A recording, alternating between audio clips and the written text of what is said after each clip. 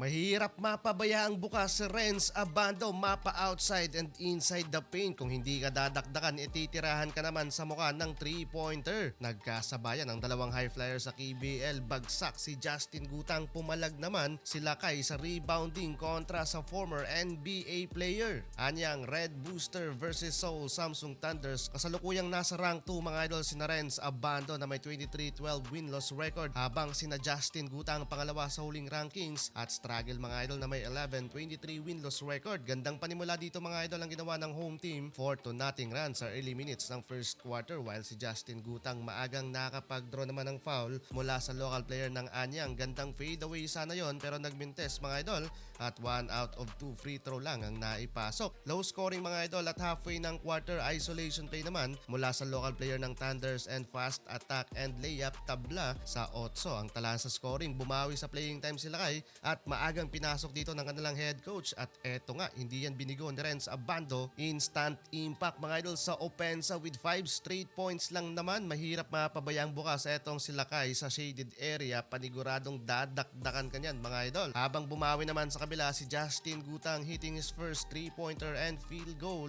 Iwan si Renz Abando doon at nakapag-draw pa mga idol ng foul mula kay Lakay. Sabayan ng dalawang high flyers sa Korean Basketball League. 1-point lead para sa visiting team, 22-23. Second quarter tayo mga idol. Eto, grabe talaga ang vertical jump ni Renz Abando. Pumalag ba naman doon sa rebounding kontra sa 6'10" Canadian power forward and former NBA player. Yun nga lang, biglang alat mga idol ang anyang Red Booster at napako sa 24 points, while huge run mga idol ang ginawa dito ng visiting team. Lumobo nga sa 9 points ang Kalamangan. Last 3 minutes muling binalik si Abando. Yun nga lang, palabo na ng palabo dito ang Kalamangan ng kalaban. Hype na hype pa mga idol si Justin Gutang with his back-to-back 3-pointer over Renz Abando. Grabing offense ang ginawa doon ng Thunders. 11 points lead mga idol sa first half, 42-53. 5 points, 2 board and 1 block shot mula kay Lakay, habang 12 points and 4 rebounds naman ang kinamada ni Justin Gutang. Still doing some damage dito mga idol sa opening ng third quarter ang visiting team, at ayaw talagang pahabol sa anyang Red Booster. Take over malala sina Andrew Nicholson at Justin Gutang na may parehong double-digit scoring na, hanggang sa nagtapos ka mga idol ang third quarter. 10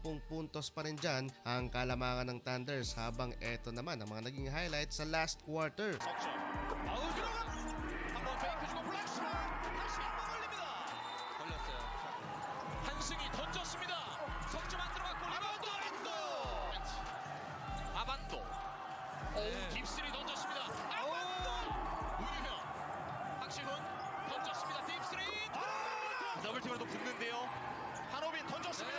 석점. 들어갔어. 미스매치 상황. 박시훈. 그리고 김경환 던집니다.